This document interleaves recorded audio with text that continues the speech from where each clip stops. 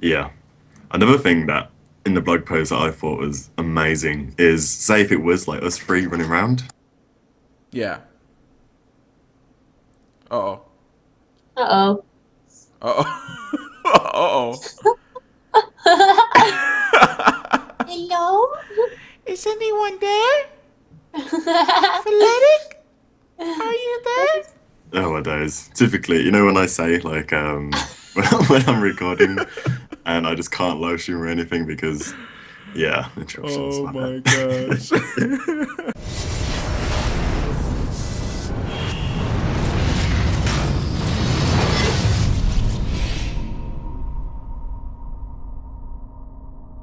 What's up, guys? Matt Visual here, and I'm bringing you another Let's Talk. This one is pretty dang long, so I hope you guys enjoy that. I'm sure some of you guys listen to it like a podcast, you know, while you're doing things and stuff like that. So here you go.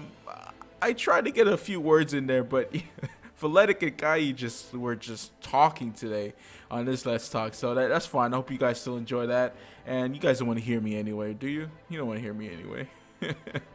But yeah, guys, I hope you guys enjoy, and I'll see you guys later. What's up, guys? Matt Visual here, and I'm here to bring you another Guild Wars 2 Let's Talk. Today I have Kaeyi Dream and Philetic. How you guys doing? Hey. Hey, very good, thanks. So I guess what we're going to talk about today is the World v World blog post by Mike Ferguson. What do you guys think? Amazing. There is Such so a good much. plug. Yeah, there's so much information. I didn't at all expect like to have that much information in one post. It's kind of like everything we've been waiting for, like written down. Yeah, because they didn't release any World versus World stuff for ages, like until now, pretty much. So Right. the detail of the blog post is just exciting. Oh, I can't wait to try it out. It seems the four gigantic maps. I never heard of that before. So I wonder. So you could just go in. Would it be like an instance that you could just go straight to the next map? Like if you're trying to invade someone's home? I don't know. It just seems really like odd how they say that there's like three maps and then there's like a central one. So everyone's Right. got like a home map for three teams, and then there's a central one. So like, can you capture keeps in like other people's maps, or is it only like can you go into other people's maps? I'm saying if you're on a different team, like Yeah. I don't know how it's gonna work. So. I'm pretty sure you can. It's just that whoever's home it is has the advantage. Right. Okay. And So then you obviously can you all probably battle take it the over. middle one. Right.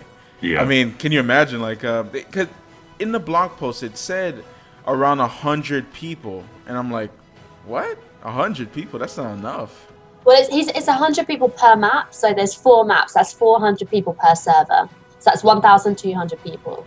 So what if they cap it? I think you That's- might have to queue. Like they must implement some sort of queue system or Right. something. I don't know. Maybe it'll get bigger. Like maybe that's how it will start, and then if it fills up. But I can't imagine there being like that many people playing it at one time. But obviously, True.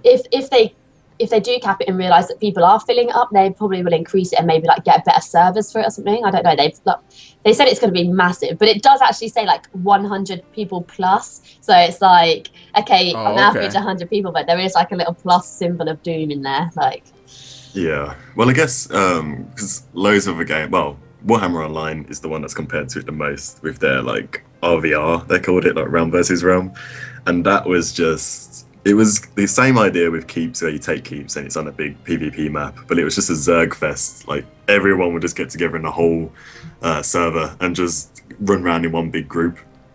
And that's like just lags everywhere Yeah. and everything. But I think in this they're splitting everyone up, so they're trying to put loads of different objectives for different people to do. So when it's like 100 or 500 people on one map, I still think it's like all spread out all over the place. yeah, and they actually addressed that in the blog post, didn't they? They said that Yeah. you can't capture enough objectives to win by just running around in one big group, because the way you get points is holding objectives, and you'll just lose them because if you're all rolling around in one group, you won't be able to keep them. Yeah.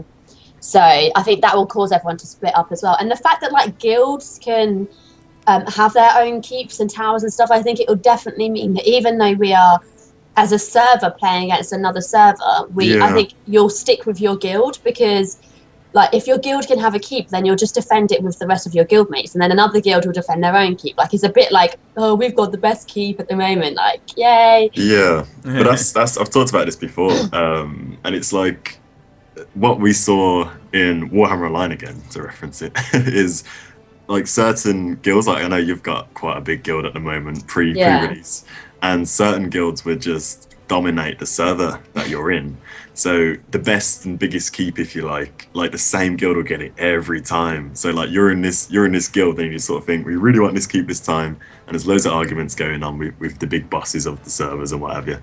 And I don't know if that's going to happen, because I'm pretty sure they've found a way around it, or it's just awesome. One big one and then like little ones. But the way they've said it, it seems like there's loads. Like there's loads of towers and keeps and things like that. And with the amount of trebuchets, I think like who's really going to want to take a keep and just stand there? Like it's World v World. You're not going to want to just stand at a keep the whole time. So it's true. And but when you've got like 100 people trying to take the keep off you, you're exactly, like, nope, you're gonna stand there. Forget it. I mean, there's going to be objectives of all sizes. They're going to be able to like a couple friends or a big guild or a massive bunch of friends going. There's different objectives for a different amount of people, which is pretty good. I can't wait. It's like if you play with like 8 friends or like 5 friends or something, you can just go and take a tower. They said, wasn't it? There's little towers that are also like they're still guarded with NPCs, but then not as big as like keeps. Which is so you still feel challenged. Like that's what I like about Guild Wars 2 is they make the game the same no matter how many people you're playing with. So if you're with 100 people rolling around in a guild who make a specific event to go and do World v World for 2 hours, they can go capture a big keep. But then if you're just like, hey, like if I say, hey, Philetic, Map Visual, let's go do some World v World, let's go capture a tower, we can still do that, and it will still be difficult and challenging and fun, but we'll still get the same level of enjoyment. Another awesome thing that I really thought that was going to be amazing is the fact that if it was just us 3, there's dynamic events within the World versus World. So it will be like, they said on the blog post that you're allowed to get NPCs to come and help you take a keep. So say if we was going to go take a tower, we can do this little dynamic event in the corner of the map somewhere, and then after we finished it, those little the races of Tyria will come and help us take the tower back. Right. So it's like it would just be us 3 and like about 10 of these little turtle people or whatever. Yeah, it's going to take a keep. You can see some strategy between that. I mean, you could see, we're just a little group of friends, but we went and helped all these inhabitants of this map over here in the corner, or the mist as they call it, and we could just get a whole group of mercenaries and just come and take it back. Maybe a small guild or something. And the one thing as well on top of that I thought was like, I mean, a lot of people kind of already knew anyway, but we all knew that we would be able to level in PvP, because they said specifically that you don't have to touch PvE at all if you don't want to. So we knew that, but what I didn't know was that players would actually drop loot, and it also is level specific. So even though you've been like increased to level 80, you're still actually only level 2. You're going to get gear that drops to level 2, and as you level in World v World, the gear that drops will be level specific for you, so you don't ever have to do a dynamic event if you want to. Like literally what they promised is actually true. And I thought people could grind PvP and it'd be really boring, but what leveling like is in PvP, but you can actually do it now and get rewarded, and I think that's amazing. Like the way they've actually worked it out is really clever. Yeah, because the way they seem to be doing armor is very specific to how you go about it. So if you like to do crafting, then your armor will look like you're a crafter. If you like to do PvP, then your armor. So I think in the World versus World, if you're like an absolute boss at the PvP, then you're going to look like an absolute boss. It almost seems like the more you talk about Guild Wars 2 is like the more excited that you get. It's like it's like, oh my gosh, okay, this, and that, and this, and this is like, oh my gosh, my brain is about to explode. Yeah, but what I've realised is that Guild Wars 2, like they're so clever. Like we've spoken about this a lot, but they put everything in. That video. I can't remember what's the title of it. Oh, is it the manifesto? Yeah, the manifesto. Mm-hmm. They put everything in that, but they just gave us like information that we kind of skimmed over. Like they said that you could do just PvP, and they said that you'd get gear for your level, but because they just said it so like casually, like I didn't really pay attention to it. Whereas Yeah. now we're getting it in full, and I'm sitting there reading like, what? I can make trebuchets, and I can carry supply, and I can throw oil on enemies, and I can help NPCs, and I'm just like, this is mind blowing. This is like a whole game in itself. They could make just Guild Wars 2 World v World a separate game. Like, Yeah, it's it's insane. like on the manifesto. It's kind of I think when you originally watch it, like back when it was made, it's sort of all the things that's been promised before, and it's just like, oh, you know, it's the Yeah. same old, same old. So that's why you didn't really look too much into it. But as we've seen, like in blog posts and like people analyzing everything, and the arena devs and the demos, as of course from like PAX and G Star and what have you, it seems to be the promises are actually coming true, if you like. So, because a lot of people have got a fear that the game isn't actually going to be as good as it's made out to be, but they're sort of proving it with these like demos, and you know, and it's just been absolutely awesome. That's why I think they're being so secretive though, and how Oh yeah, they're yeah. just, they won't tell us a release date, because I really think that they've promised so much that they have to make it good, because if Yeah. they promise this much and then it flops, like ArenaNet is dead. Like no one's gonna like buy a game from them ever, because they're gonna think you've just promised this massive stuff in this game that could be life changing, and it just failed. Like they won't be able to be taken seriously as like a game development company. So I think they literally have to promise everything and like fulfill our dreams, so they won't release it until it's perfect. It's true. They've been building up to launch, haven't they, really? It's like, if it was a normal game, they would usually like let us play it and do demos and yada yada yada. But because I reckon because they know their game is absolutely amazing, they don't want us to have it, because on launch it'll be that much better. Yeah. Like some people have different arguments, like, oh, okay, they're trying to make a perfect game, they're never going to release it. And then some people are like, you know, I want them to spend more time on it, because if they spend more time on it, the game is going to be more awesome, it's going to be more polished. And I mean, let them spend time with it. It's going to be this year, fine, it's going to be this year, I can wait, but as long as that game is just so good, I can just sink my teeth into that thing, and it's just like, so good. Like you eat your favorite food for the first time, it's like, wow, that other food is garbage. What? It's like, this is so good. But it's like, I realistically think I could wait till July. After July, when it's summer holidays and I've got nothing to do, like I literally think I'll become a bit suicidal if I don't have Guild Wars 2. Like when I've got 3 months off university with nothing to do, nothing, I need Guild Wars 2 to fill my time. Yeah, and it's a very good time filler. Yeah, it's a perfect time. No exams, nothing, no work. Exactly.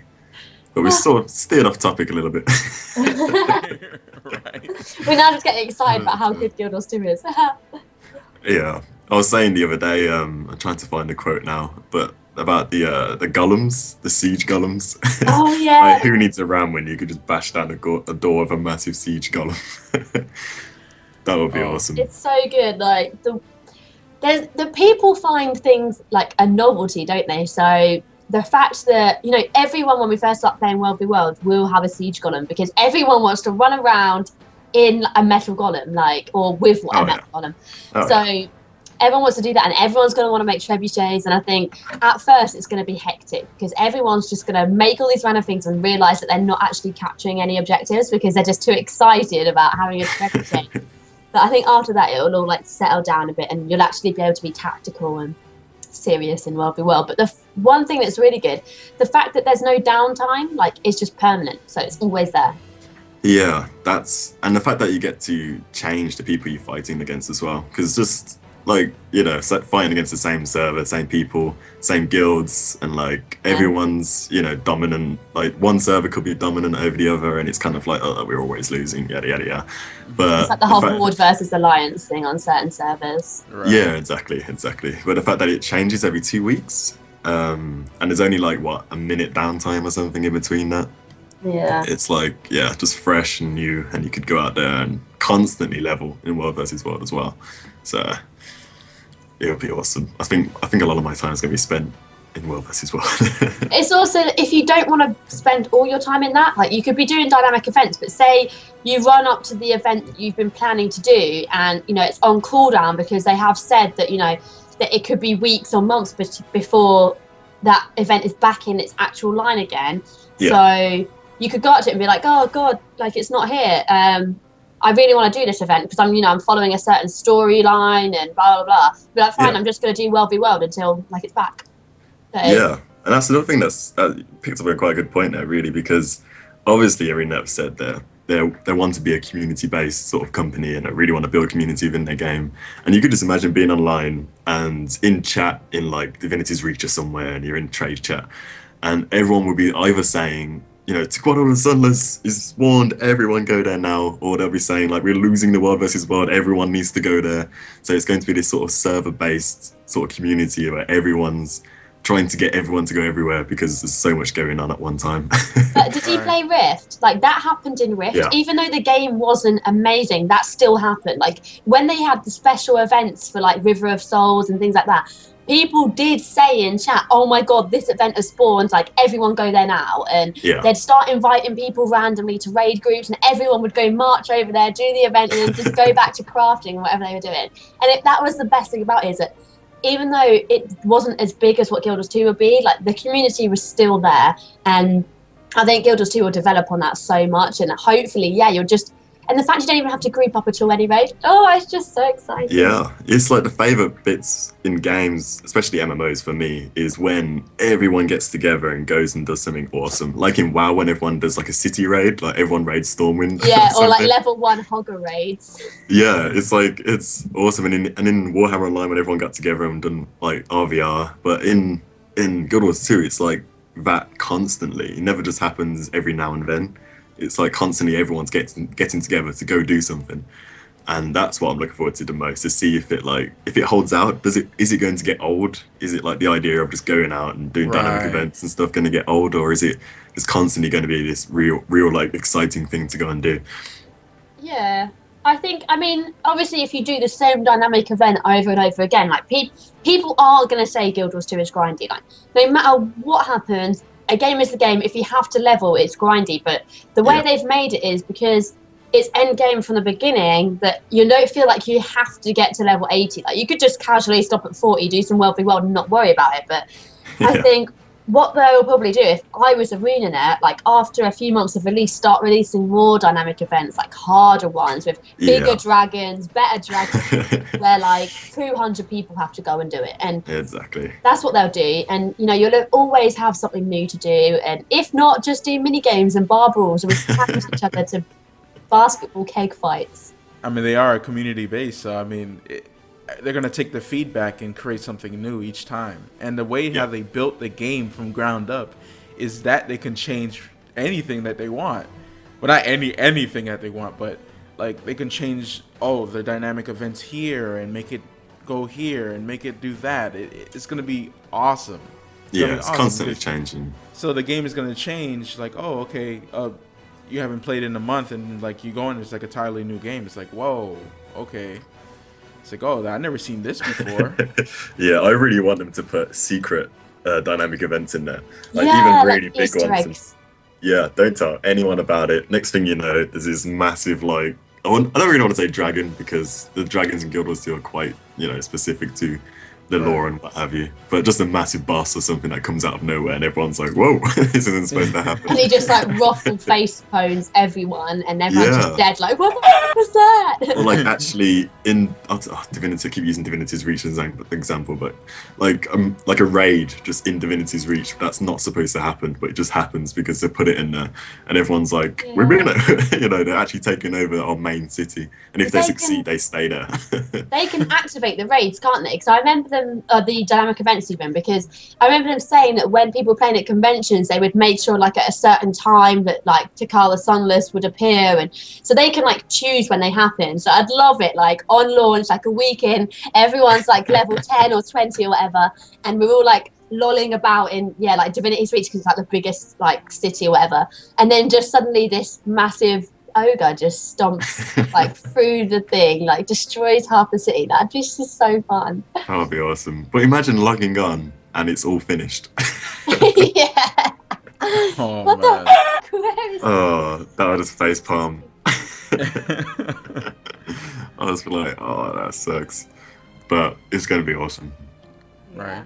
especially I've with these. never been excited. Like, I think on my Twitter, I said yesterday, screw PvE, like World v World's where I'm at. And I've never been into PvP much until I started playing League Legends.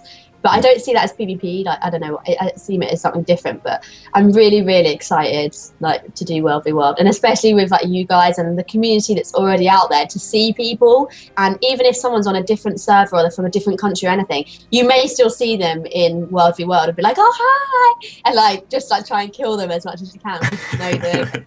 Like, it's so much fun. Definitely.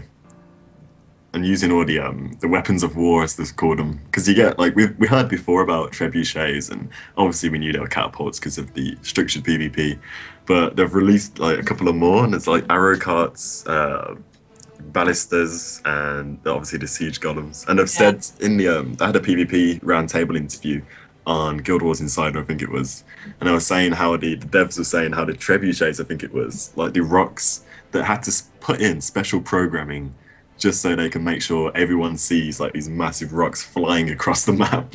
Considering how big the maps are, it's going to be visually amazing as well as like just, you know, gameplay wise. I'm going to be so scared that I'm just going to get bombed all the time. Like, I'll be the one that always gets a trebuchet at their face. It's like, no, Kaeyi, watch out! Boom. Whoops. Not again. I could just imagine a trebuchet coming, everyone just scattering all over the place.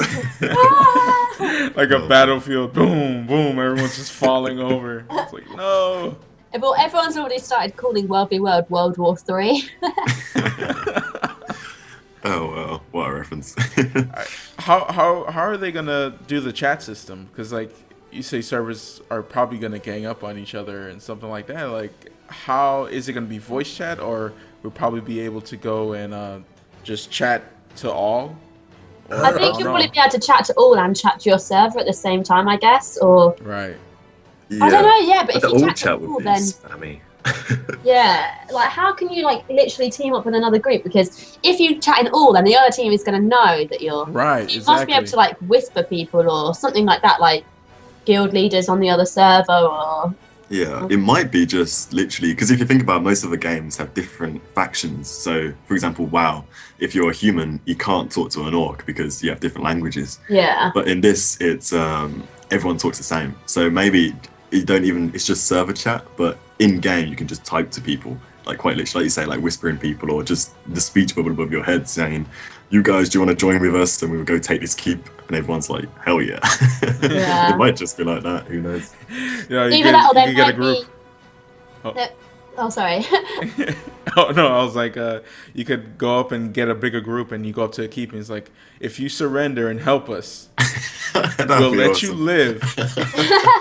Give us your objective, and we'll let you walk away peacefully. The role playing in World v World is going to be insane, but they could also implement something that's literally like some sort of coding or whatever, where you can invite the other server to become an ally for say like half an hour, and if they did that way, you could literally send an invite over to the server of your choice to be your ally for so long to take over the other, and then after that, like, you're not allies anymore, so that you literally, once you're allies, you can't attack them, they become friendly. Like, that'd be really good. Yeah, I would like that. So actually, that's true. The grouping systems, because we all know in the UI, when you've got like a 40-man group and you got this massive grid that's filling up half your screen, that's very annoying. So I wonder how they're gonna get around the grouping systems. But they've already said it's not really, you don't group up in parties, do you? Yeah, you wouldn't group up in. It's like automatically, you're doing a dynamic event, and you're automatically if you're within the vicinity, you can just be a party, just like that. That's awesome. You know, you don't need to sit there and like, oh, how do I invite someone again? Let me see his name, right click, invite. I mean, it's not much of a bother, but I mean, isn't it cool that you could just walk in and you're in the event? You know, see, people can die trying to invite someone if you're doing a hard event or something like that. You could just walk in and help them. You know, you don't have to worry about stealing his XP, or he's getting mad because you helped him or something like that. You know, well, nothing. Exactly. There's no loss between that, so it's pretty good. Nah. But server and server trying to be in the same group, because they've already said that two servers can like gang up on the third one. How would that work damage wise? Because you do an AoE attack and that guy's supposed to be your ally and you're just, you know, attacking him. I wonder how they're going to Right. make it so you can actually group up without attacking each other, without having to right click and, add to party or whatever. Right. That'd be quite interesting to see how they get around that.